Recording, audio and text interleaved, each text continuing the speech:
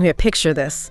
A major global summit, leaders from 5 really powerful countries getting together, not just talking, but actually trying to figure out new ways for global cooperation. That's where we're headed today. We're doing a deep dive into the 17th BRICS Summit. It happened in Rio de Janeiro, Brazil, back on July 6th and 7th, 2025. And look, this wasn't just some, routine check-in. It felt pretty pivotal. You had Brazil, Russia, India, China, South Africa, all tackling the big stuff, from economic development to, tricky geopolitical issues. Absolutely. It was a significant moment. And right there, kind of central to it all, was Indian Prime Minister Narendra Modi. He really seemed to take a lead role, laying out India's priorities on this global stage. So our mission today is basically to give you the shortcut. We want to unpack exactly what India proposed, how that fit into the whole BRICS picture, and interestingly, how Brazil, the host, reacted, not just to India's role, but also how their own one-on-one relationship deepened. We're going through the source material, pulling out the key nuggets, seeing what really jumps out. So let's get into it. India had this central role you mentioned. What exactly was their core message? What were the big ideas Modi put on the table? Well, what really comes through from the sources is just how broad and, frankly, ambitious India's vision was. Modi laid it out pretty clearly. The big theme, the one he sort of kicked off with, was a major push for global governance reform. And we're not talking small tweaks here. This is about fundamentally reshaping things. Reshaping how? India was very direct. They demanded a modernization of these key institutions, like the UN Security Council, the IMF, World Bank, the WTO. Yeah. The argument is, look, these bodies need to reflect the 21st century, not, the world as it was after World War II. And the most specific push, immediate UNSC reform. Now, as you probably know, that lines up perfectly with India's own long campaign for a permanent seat. Right, that's been their goal for ages. Exactly. And what makes this really significant, I think, is that it wasn't just talk. This demand for UNSC reform actually made it into the final Rio de Janeiro declaration. Wow, okay, so it's codified now, within BRICS at least. Precisely. That's more than just a political statement. It's a direct challenge to the existing global power setup. And it signals that BRICS, as a group, is willing to put this shared demand for a more representative world order down on paper. That does sound like a major step. Getting it in the declaration gives that push some real backing within the bloc. But beyond fixing institutions, what else was high on Modi's list for BRICS? Well, naturally flowing from that reform call was India really championing the global south. Modi argued strongly for more climate finance, more technical help, specifically aimed at developing countries. And interestingly, this connects directly back to India's recent G20 presidency. You see a consistent theme there in their diplomacy. Ah, okay, so building on previous efforts. Definitely. It highlights India's ambition, really, to be a leading voice for, the collective interests of the developing world. Then, shifting gears a bit to security, Modi took a very firm line on counterterrorism. He specifically brought up the April 2025 Pahalgam attack, a serious incident in India. Right, I remember that. And the demand was clear. Zero tolerance. He explicitly called out the need to avoid double standards when dealing with terrorism and urged real action against those who finance it and provide safe havens. That double standards point sounds quite pointed. It is. It implies, a need for consistent global action against all terrorism, no matter the political convenience. So a really clear security message. What about resolving conflicts? I mean, there's so much tension globally right now. Yeah, absolutely. India called for conflicts, especially in West Asia and Europe, to be resolved through dialogue and diplomacy. This reinforces India's usual stance as favoring peaceful solutions.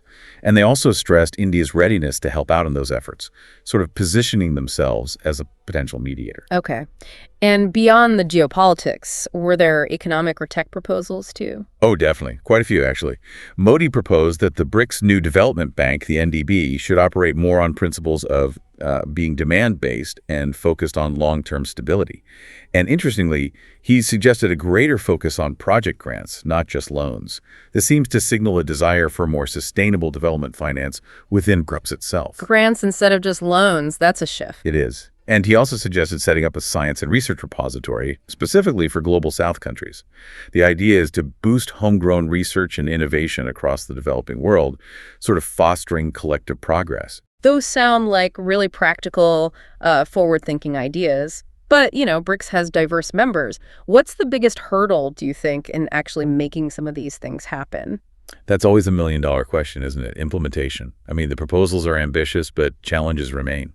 For instance, sticking with that forward look, Modi put a lot of emphasis on securing critical minerals. Ah, yes. Crucial for tech. Exactly. He talked about the need for secure, sustainable supply chains for these minerals, vital for trade, for technology. Everyone agrees in principle, but the details of how to cooperate without treading on national interests or on resources, that's where it gets tricky. And then there's AI, a truly modern challenge. Modi pushed this AI for all approach. AI for all. What does that mean exactly? Basically, the idea that AI development and access should benefit everyone globally, not just, a handful of powerful nations or companies. But the challenge there is huge. How do you balance encouraging rapid innovation with creating strong governance, especially across countries, with very different rules and regulations? Yeah, AI for all definitely sounds good as a goal, but making it real, tricky. Okay, we've covered a lot of what happened at the summit. But looking forward, what does the summit tell us about where BRICS might be heading? And what role does India see itself playing? Right, this is where it gets really interesting for the future of the bloc. India actually announced, formally, that it plans to give BRICS a new form when it takes over the presidency in 2026. A new form? What does that entail? Their chosen theme gives us a clue: building resilience and innovation for cooperation and sustainability. So the focus is clearly going to be on sustainability, innovation, and again, issues important to the global south. It's not just a slogan, It feels like a strategic roadmap for India's leadership term. It suggests they want to push BRICS beyond just being an economic club towards something more resilient, more focused on innovation. That is an ambitious vision for BRICS. Okay, let's switch gears a bit. How did all these big proposals and India's prominent role land in Brazil, the host country? What did their media zero in on? Well, overall, the coverage reported in our sources from key Brazilian media was surprisingly positive, which, isn't always a given in international relations. Take Folha de São Paulo, major newspaper there. They gave a lot of space to Prime Minister Modi's meeting with Brazilian President Lula, which happened in Brasilia. And what really jumped out was this quote from Lula. He said, "21st century software cannot run on 20th century hardware." That's a great line. Isn't it? And it's more than just clever. It really shows how closely Brazil aligned with India on that whole global governance reform issue. It signals this shared frustration with outdated international systems. The paper also noted they talked about shared concerns over global peace and wars. So clear alignment there. What about other outlets? Well, Agência Brasil, another big news agency, really highlighted President Lula publicly calling for permanent UN Security Council seats for both Brazil and India. Both. Okay, Yeah. That's significant. Very. It wasn't just a passing comment. It strongly echoed India's own long-standing demand. It shows a clear convergence of interests there, a kind of joint push from within the global south for a bigger seat at the main table. That really does sound like a moment of solidarity, a united front demanding change. Did Agência Brasil mention any specific bilateral deals coming out of that meeting? Yes, absolutely. They detailed 3 pretty significant agreements signed right then and there between India and Brazil. First, cooperation against international terrorism and organized crime. That's a very practical step against a shared threat. Makes sense. Second, cooperation on renewable energy, focusing specifically on energy transmission. That points towards sustainable development, energy security goals. And third, an agreement to exchange large-scale solutions for digital transformation. This shows a commitment to using tech for development on both sides. So concrete stuff, not just talk. Exactly. These feel like tangible steps, deepening the actual practical cooperation between them. And then the BRICS Brazil website, according to our sources, focused heavily on Modi's speech, pushing for that more representative multipolar world order, which of course fits perfectly with Brazil's own aims. They also made sure to highlight the growing economic relationship. They gave specific numbers: $12 billion in bilateral trade in 2024. And they mentioned this ambitious goal to boost that to $20 billion within the next 5 years. Wow, $12 billion aiming for $20 billion in 5 years. Those are pretty solid numbers. What do these figures and the agreements really tell us about the sort of bigger picture of the India-Brazil relationship? Is it deepening beyond just this summit? I think that's exactly right. If you connect the dots, Modi's visit to Brasilia on July 8th, day after the summit, seems to have really cemented that cooperation further. Brazilian media, as reported, consistently framed this strengthened relationship as a strategic partnership. Now, that's not just diplomatic fluff. It implies a real long-term commitment to working together across all sorts of areas, security, economy, you name it. A strategic partnership. Okay.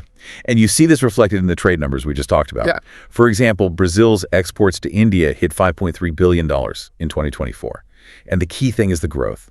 That's an average annual growth of 13.7% since 2019. 13.7% growth annually. That's strong. It's very strong and consistent. It suggests a deliberate strategic shift in their economic ties. And just to give you a really concrete example of the investment side, there was this Dainik Jagran agreement. They're setting up a compressor plant in Brazil, a $120 million investment. Right, $120 million. That's real money. Exactly. It's not just talk about potential. It's actual tangible economic engagement. It shows growing trust and confidence in each other's markets. Okay, so let's try and wrap this up. What does this all mean for you listening in? Well, the 17th BRICS Summit was clearly a big stage for India, a crucial platform to really lay out its global priorities, pushing for governance reform, championing the Global South, taking that firm line on terrorism. And the reception in Brazil, particularly the positive media coverage, that shared vision on UNSC reform, and this deepening India-Brazil strategic partnership that really stood out as a key takeaway. So here's something to think about. We heard this ambitious vision laid out, reforming old institutions, charting paths for things like AI for all, planning for building resilience and innovation. Given all that, what do you think will be the single biggest challenge for BRICS in actually doing it, in turning these forward-looking goals into reality and truly reshaping that global order? It's been such a pleasure. The pleasure was all mine. Thank you for having me.